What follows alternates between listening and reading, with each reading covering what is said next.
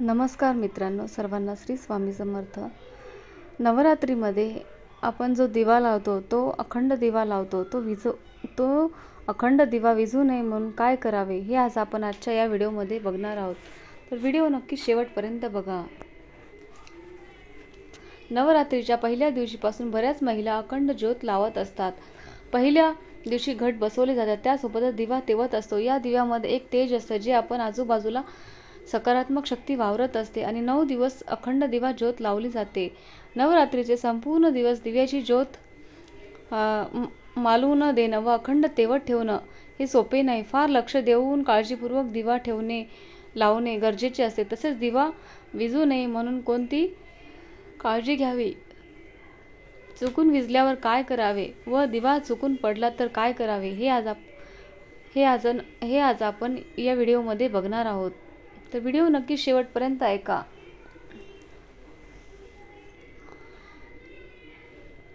नवरात्रीच्या 9 दिवसांमध्ये अखंड दिवा लावण्याची प्रथा आपल्याकडे फार पूर्वीपासून आहे. या 9 दिवसांमध्ये आदिशक्तीचा वावर आपल्या घरामध्ये होत असतो आणि आदिशक्तीचा वास आपल्या घरामध्ये असतो. तिथे शक्ती आपल्या आजूबाजूला वावरत असते आणि त्यांच्यासाठी जागर म्हणून हा 9 दिवसाचा अखंड दिवा लावला जातो. तिच्या भक्तीसाठी भक्त आसुसलेले असतात. देवी आदिशक्ती सर्वांचे संकट हरण करण्यासाठी नवरात्रामध्ये आपल्या घरी येत असते आणि आपण तिची घट बसून व्यवस्थित पूजा करत असतो. या अखंड वातीला स्वतःचे धार्मिक आणि आध्यात्मिक महत्त्व असते. नवरात्रीच्या पहिल्या दिवशी अखंड दिव्याची ज्योत लावल्यानंतर हे ज्योत आपल्याला 9 दिवस तेवत राहावे, यासाठी आपण काही खास टिप्सचा वापर आज आपण करणार आहोत. तर व्हिडिओ नक्की शेवटपर्यंत ऐका. सर्वप्रथम नवरात्रीत अखंड ज्योत तेवत ठेवण्यासाठी काय करावे. अखंड ज्योत लावण्यासाठी नेहमीच्या वापरातील दिव्यापेक्षा मोठ्या आकाराचा दिवा आपण घेत असतो.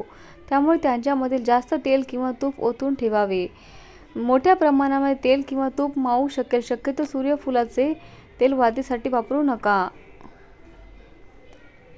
अखंड ज्योत लावताना तूप किंवा मोहरी तिळाच्या तेलाचा वापर नक्की करावा.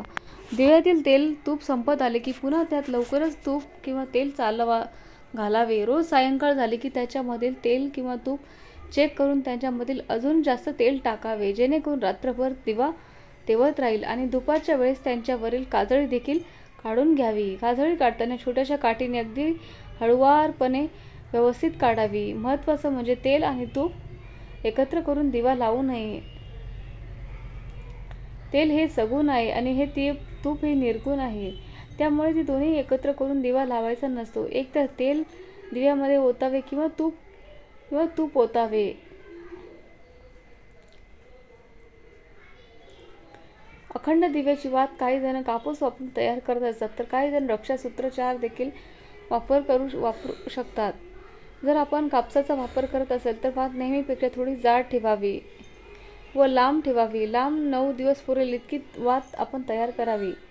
जर रक्षासूत्राचा वापर केला असेल तर ती वातीप्रमाणे व्यवस्थित वळून घ्यावा लागतो.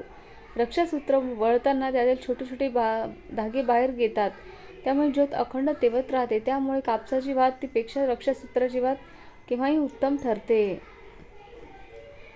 त्यामुळे कापसापेक्षा रक्षासूत्राची वात बनवू शकता, ते जास्त फायदेशीर ठरेल.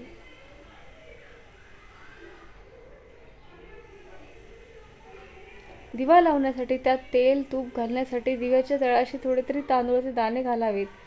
तांदूळाच्या दाण्यामुळे दिव्यातील अखंड तेवत राहण्याची पुरेशा प्रमाणात ऑक्सिजन मिळतो, त्यामुळे दिवा विझत नाही. दिवा लावल्यानंतर तो ज्या ठिकाणी कमी वारा असेल त्या ठिकाणी दिवा ठेवावा, जेणेकरून ज्योत विझणार नाही याची काळजी नक्की घ्यावी. तसेच दिवा विझू नये म्हणून काचेचे आच्छादन असते ते बाजारातून विकत आणावे. ते वरून ठेवल्यानंतर दिवा विझण्याची भीती राहत नाही.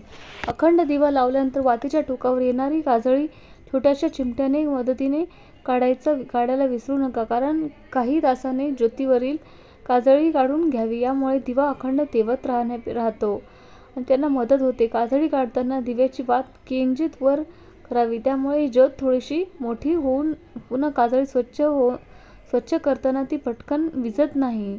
आणि या उलट वाच जर लहान असेल तर ती पटकन विझत असते, त्यामुळे काजळी काढताना विशेष लक्ष द्यावे.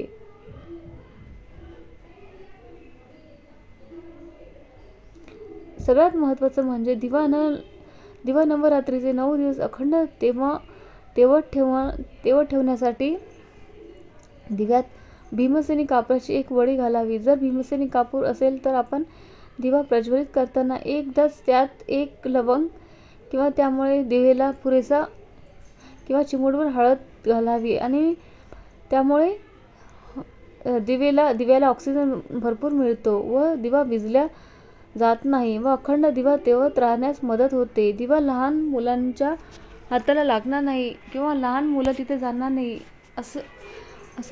असा दिवा आपण ठेवावा. घरामध्ये तो सुरक्षित जागी ठेवावा.